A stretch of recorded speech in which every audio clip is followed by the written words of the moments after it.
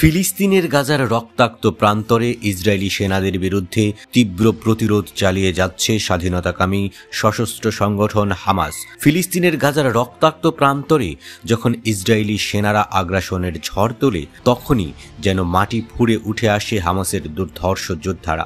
ধ্বংসস্তূপ, গলির মোড় ও গোপন সুড়ঙ্গে তারা গড়ে তোলে প্রতিরোধের এক দুর্গ। মাঝে মাঝেই ট্যাঙ্কের নিচে পুঁতে রাখা বিস্ফোরণে কেঁপে ওঠে ইসরায়েলের দম্ভ।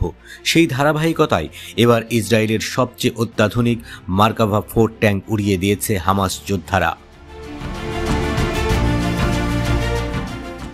রবিবার গাজার উত্তরের শহর জাবালিয়াতে এই সফল হামলা চালানো হয়।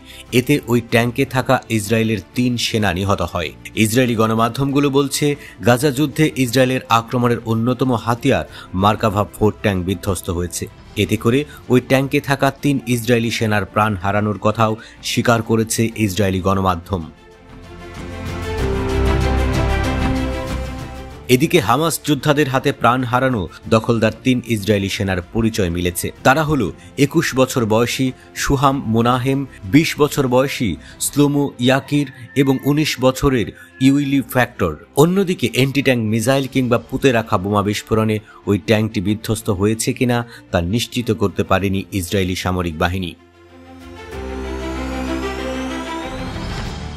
মার্কাভা 4 হল ইসরায়েলি প্রধান যুদ্ধ ট্যাঙ্ক, এমবিটির সর্বশেষ সংস্করণ। এগুলো তৈরি করে ইসরায়েল মিলিটারি ইন্ডাস্ট্রিজ। 2004 সাল থেকে এই সিরিজের ট্যাঙ্কগুলো যুদ্ধক্ষেত্রে ব্যবহার করে আসছে ইসরায়েলি সেনারা।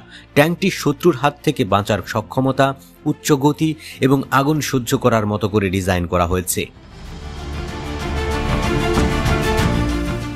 প্রায় 65 টন ওজনের ওই ট্যাঙ্কগুলোতে 4 জন ক্রু থাকে। এর প্রধান অস্ত্র হল একটি 120 মিলিমিটার স্মুথবোর গান, যা high explosive anti tank, armour piercing fin stabilise discarding support এবং অ্যান্টি ট্যাঙ্ক গাইডেড মিসাইল নিক্ষেপ করতে সক্ষম।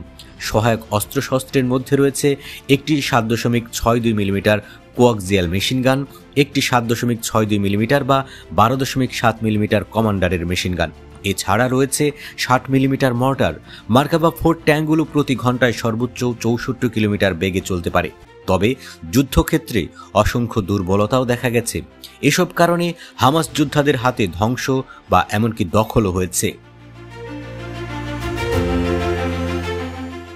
ইসরায়েলি সামরিক বাহিনীর একটি সূত্র বলছে, গাজায় চলমান যুদ্ধে মাত্র 5টি মার্কাভা ট্যাঙ্ক ধ্বংস হয়েছে। এদিকে গত বছর লেবাননে হিজবুল্লাহর গাইডেড মিসাইল হামলায় ইসরায়েলের অন্তত 43টি মার্কাভা ট্যাঙ্ক ধ্বংস হয়। এছাড়া 8টি বুলডোজার, 4টি সাঁজোয়া যান এবং কর্মীদের বহনকারী যানও ধ্বংস করে দেয় হিজবুল্লাহ।